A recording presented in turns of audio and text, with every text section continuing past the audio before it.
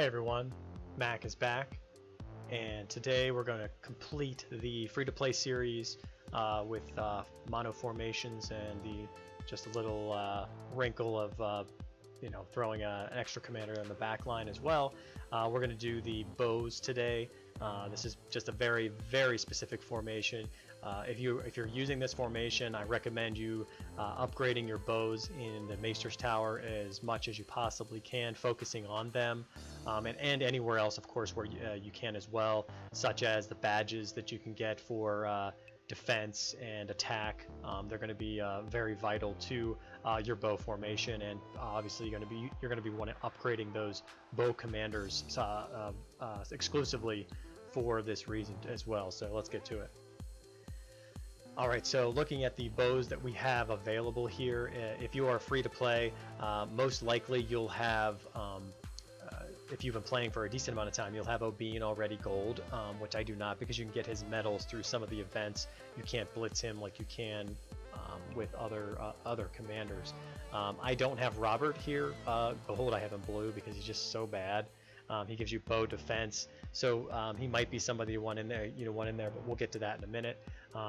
Going back to Arya again, you're going to want her in there if you have her awakened to 3 stars because of the total attack ability that she has, which is going to be around 40%, and for a free to play, that's really good. So she's essentially going to be in every formation that you have, even your bow formation, just because she has that. So if we look at Kravras to start, he has a bow attack of 48% when he is awakened to 4 stars or 3 stars. I have him to 4 stars, so he's going to be one you're going to want in there for that reason. His other abilities are not really that good, so you're not really going to care. Looking at his 48% bow attack just from here, let's go check and see his passive attack if he has that. So looking at his hidden ability effect, or his passive abilities that he has here that are going to be included once he is in your formation, he gets another 18% attack with your bows. So that's a total of 66% attack just from Kravras by himself. So that's really good. You're going to want that for sure in your formation. And just while we're here, one that I wanted to show you is I have Sorin upgraded as well to 4 stars, and if you see his specializations out here, he doesn't have attack, defense, or health at all for the bows, so he's worthless there. And then for his hidden abilities, he's got research and all this other stuff that you're not going to want, so he's one you're not going to have in your bow formation. So with these 2 commanders that we've already picked out, we're going to continue and look at Sheila. And Sheila has that 48% bow attack as well, so she's also going to be in there with the extra 18% that she gets as passive as well, which is same as Kravras. So now you're looking at even more attack damage on there as well. So there's 66%, so 66, 66, and she's right around 40%. So it's a nice little bow commander's nice little attack right there, which is really good. And then looking at the next one, Sansa actually gives you a 30% attack and 30% health. So she's a nice commander to have in there too. And then if you have O'Bean to gold, you're gonna want him in there too. That's 12%. He'll actually goes up to 30. So if you put him in there, you'll have that. Plus you get his, since he's awakened, you can get more army size as well. This is a pretty powerful formation for a free-to-play. And if you are a free-to-play and maybe you're just starting the game, you're just watching some of my videos or something, this might be the way to go from the beginning when you first start. Is just to go for an all-out bow, a bow build, basically, just because it's so much more powerful. I mean, the stats that you're going to get from these are going to be really nice. And then especially if you throw Arya in there with her 4-star ability, which is pretty good. If you're looking at we're looking at these other commanders here. So Egbert he'll give you a 30%. Actually, maybe not. He'll give you I believe it's 40% for Egbert if you have him. But again, that takes a while to do because he was in the you'll have to get him from the Weirwood Memories shop there. You'll have to upgrade him that way, which will take some time. Robert is basically useless. Theon would be good, but again, he's one of those paid commanders. You have to get him from the events for free, and it's going to take you a long time. Simon, you have to get him from the events, and he has a low total attack, so you're not going to want him in there. We talked about Sorin, who isn't very good either.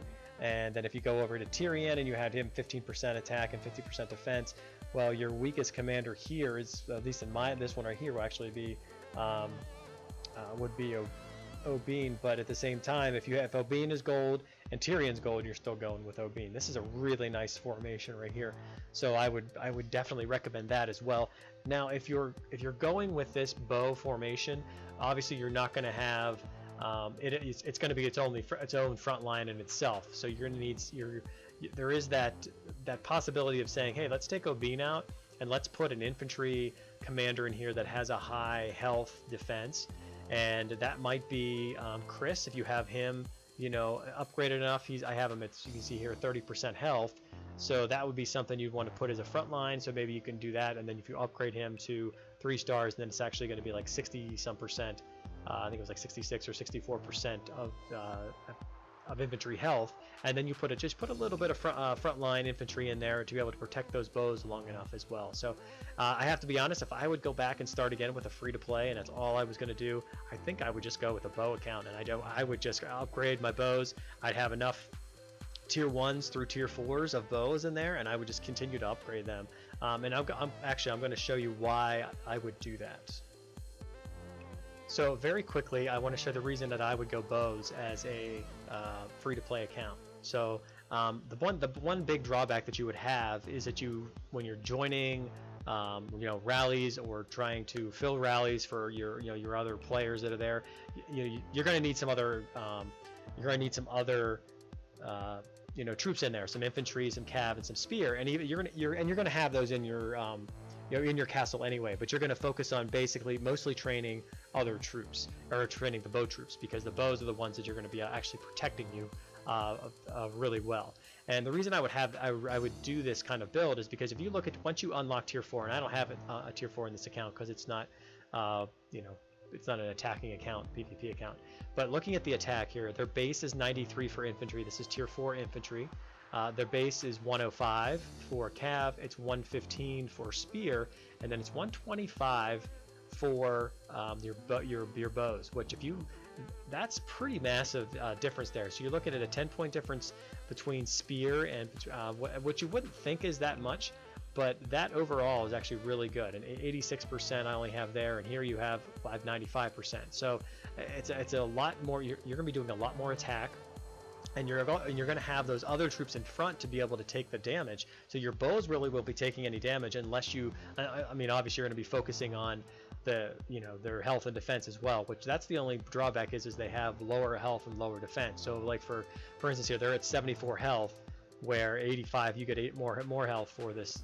As you go down, of course, it goes the other way, 86, 97. And so that's where that really is going to hurt you a little bit. The defense is at 52, 57, 58. 65. So it's not a massive drop when it comes to defense, but just looking at both of these, their stats here, their stats are just way better, so are higher, and then you'll do a lot more damage with those attacks. And that's why in like Siege of Winterfell, you could be a specialty in there. You could go 3 bow lines of just annihilate your enemy, because you could just stay away from the battle and just shoot bows from a distance and use their range as being effective. So I hope this gives you an idea of maybe you want to change over to bows and as a free to play and do some real good damage in this game. So until next time, Mac out.